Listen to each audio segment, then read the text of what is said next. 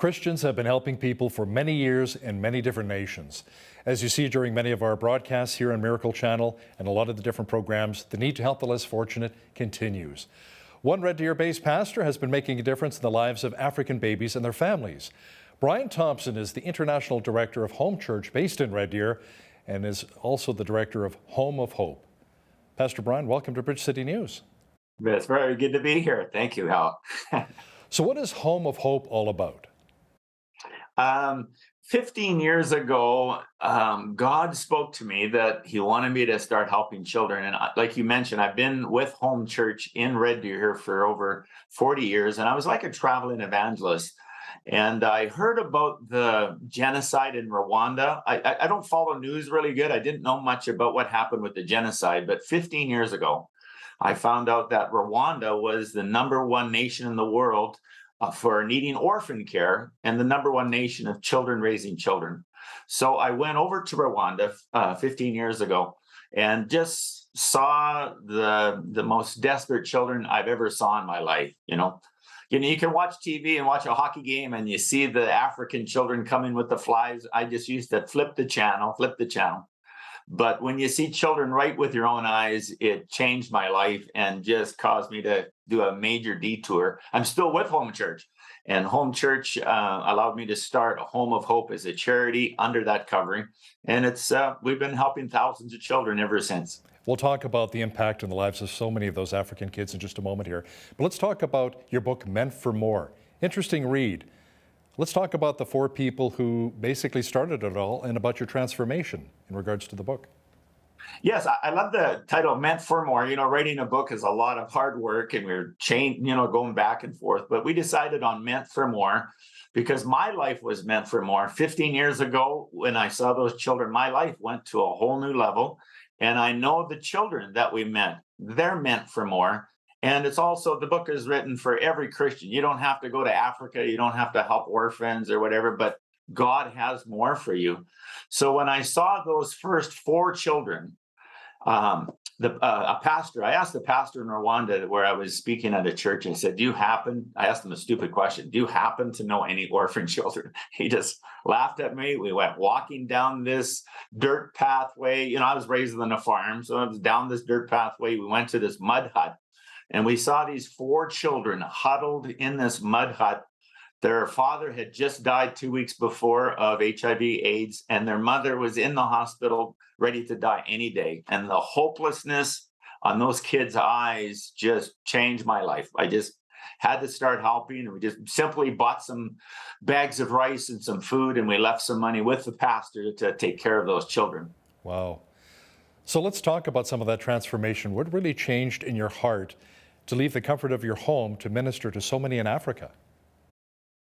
Well, those kids are a good example, right? Those 4 kids. Yeah. I was raised as a farm boy, and I was always proud that, you don't cry and you tough it up. But I saw those 4 kids, and we were there for 2 weeks, and we saw a lot more children. It just started with those 4. And I never teared up at all until on the way home.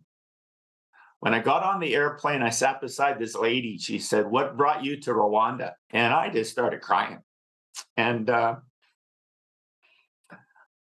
I'm sitting on this plane for 9 hours from Kigali to Amsterdam, and I'm just crying and crying and crying, and I didn't know what was happening to me. And my friend beside me was wondering, the flight attendants were wondering what was happening. And as I was just praying for those 9 hours, I just felt like God said to me in Romans 5:5, it says, he puts his love in our hearts by the Holy Spirit. And I felt like God was just rewiring me. And then I get home. My wife says, "How was your trip?" I start crying. Pastor Mel, my pastor, he asked me how my trip was. I just started crying. And we just took pictures of 20 desperate kids and came home, and we started sponsoring 20 kids. And, I was a traveling evangelist, I guess, outside of our church. So I kept traveling to churches in Canada, and everywhere I went, I just asked, "Can I talk about children?" And we just started sponsoring children. I had no goals, no plans, but it just kept mushrooming and growing and growing. So, and right from the start, I want to say I've never wanted to take 1 cent from any donations. You know, God gave me a verse in Proverbs 28:27. It says, if you take care of the poor, I'll take care of you. And it's just kind of been a miracle journey ever since.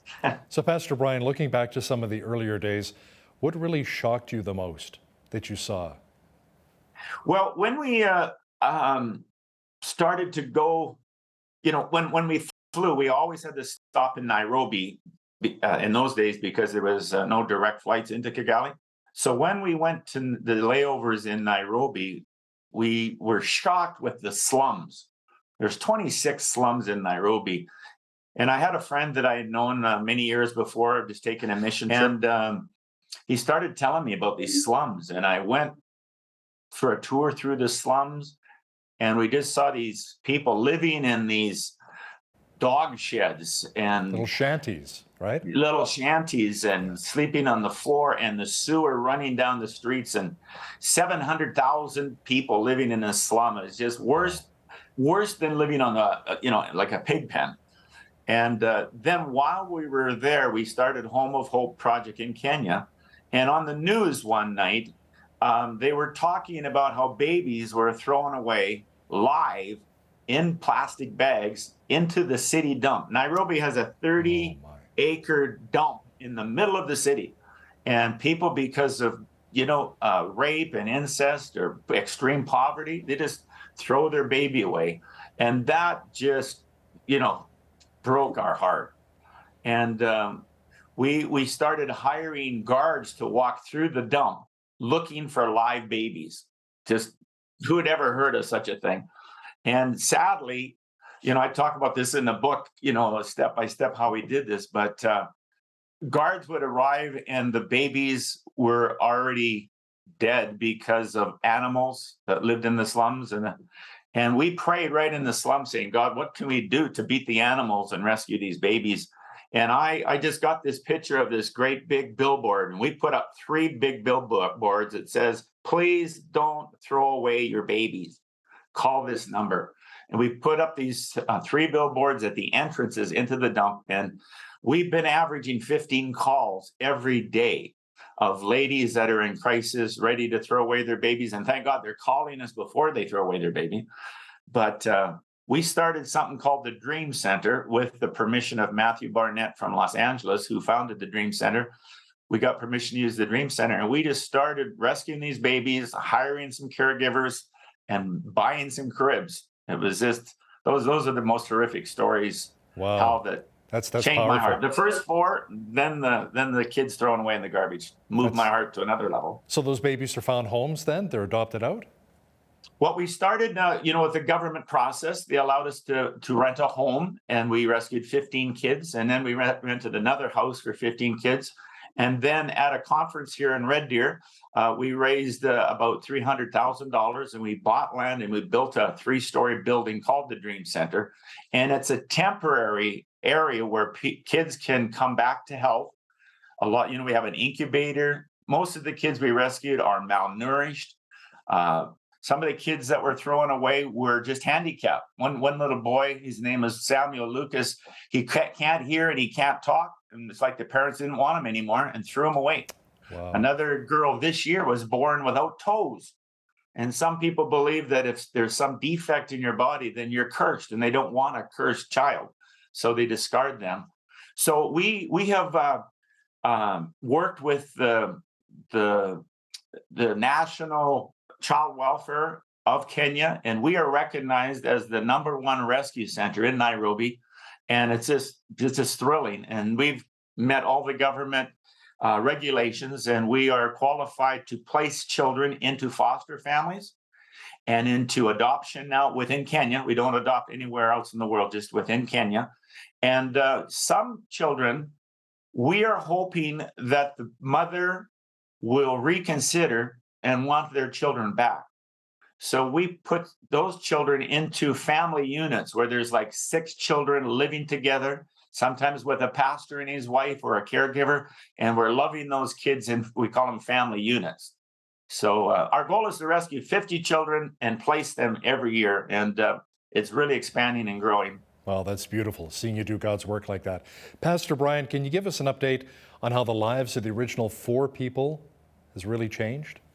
In my book, we do a lot of before and after. So we have the picture of the first 4 children, and now 15 years, we're celebrating our 15th anniversary right now. We have those same 4 children. One of them's married, one of them is working with Home of Hope now, and the 2 others are still in school. And then the little boy, his name is Samuel, that was in the plastic bag. Our first child rescued.